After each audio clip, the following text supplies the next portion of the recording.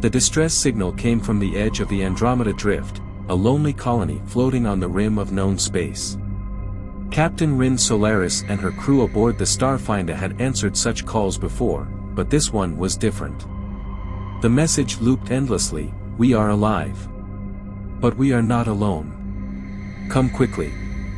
As they approached, the colony shimmered under twin suns, its metallic spires untouched by war or disaster.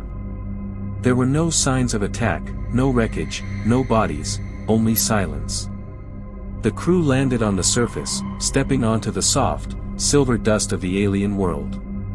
A warm wind whispered through the empty streets. Then, without warning, the colony doors slid open, and the people stepped out. Hundreds of them. Every single colonist was alive. But something was wrong.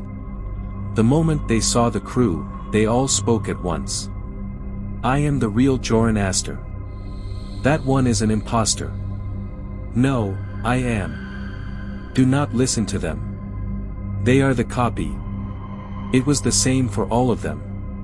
Each colonist insisted they were the original, pointing at others with wild eyes. Their voices overlapped, growing into a storm of confusion. Captain Rin turned to her navigator, Kor, who whispered, "This isn't natural. No signs of cloning, no visible mutations, just identical people, each claiming to be the true one. A mystery deeper than the void itself." Dr. Lin, the ship's scientist, ran a bioscan. "Their DNA is exactly the same. Every single one." A deep unease settled over the crew. Something had happened here, something beyond science or logic. As night fell, the twin moons rose, casting eerie blue light over the colony. And then came the whispers. Soft, cold, everywhere. They watch. They wait. Captain Rin drew her blaster. "Who's there?" she demanded, but the air only trembled with the echo of her own voice. One of the colonists, an old woman with silver eyes, stepped forward. Her hands shook as she pointed to the stars. "They came in the dark," she whispered. "They looked like us. They became us." The crew exchanged uneasy glances. An ancient legend stirred in Rin's memory, a tale told in hushed tones among starfarers. The Imitators. Beings that copied the souls of those they encountered, leaving behind nothing but echoes. "Captain," Kor murmured. "I think we're too late." A shadow passed over the moons, and the wind carried the sound of laughter, soft, familiar, but wrong. Something else was here. The laughter faded, swallowed by the vast emptiness of space. Captain Rin and her crew stood frozen, their hands tightening around their weapons. The colony was eerily still. Even the wind had stopped. Dr. Lin adjusted her scanner. "Captain, I'm detecting something, just outside visible range." "A presence."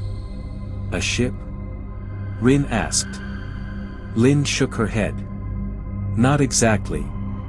It's shifting." Kor's fingers hovered over his sidearm. "Then we're being watched." Before Rin could respond, a figure stepped forward from the crowd of identical colonists. It was Joran Astor, or at least, one of them. He raised a trembling hand.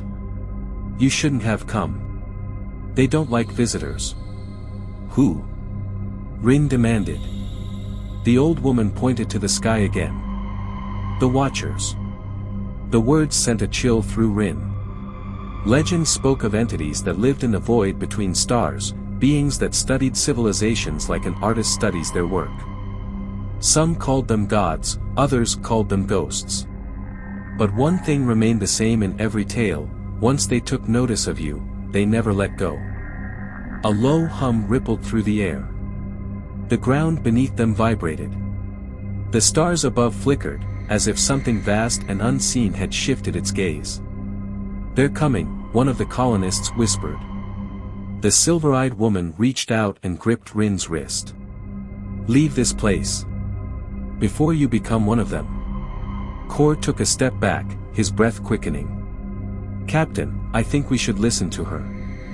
But Rin hesitated. If the colonists were all copies, what had happened to the originals? Could they still be saved?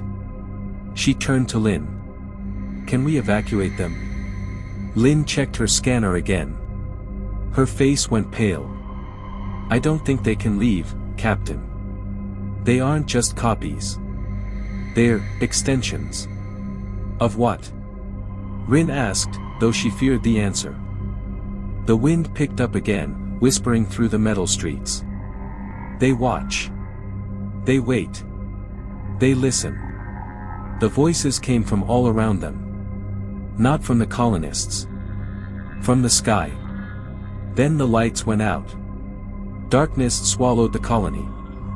Only the faint glow of the twin moons cast flickering light through the silent streets. The air grew heavy, as if the world itself was holding its breath. A voice, deep and unearthly, echoed in the void. You do not belong. Captain Rin gritted her teeth. Show yourself. Something moved above them, a ripple in the sky, a shifting shadow without form. The Watchers. No one had ever seen them and lived to tell the tale. They existed in the gaps of space, unseen architects of reality. Kor aimed his weapon at the darkness. What do you want? 100 voices answered at once, overlapping, merging. We watch. We learn. We become. Dr. Lin gasped. They aren't just copying people. They're absorbing them.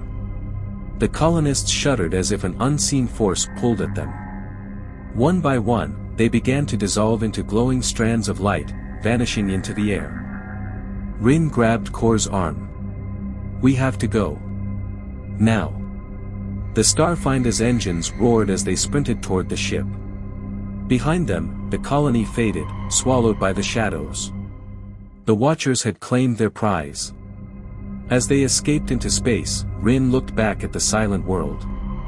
A single message appeared on their console, written in an ancient, unknown language.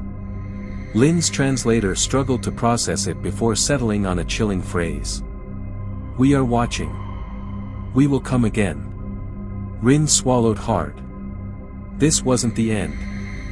It was only the beginning. The legend of the Imitators would live on.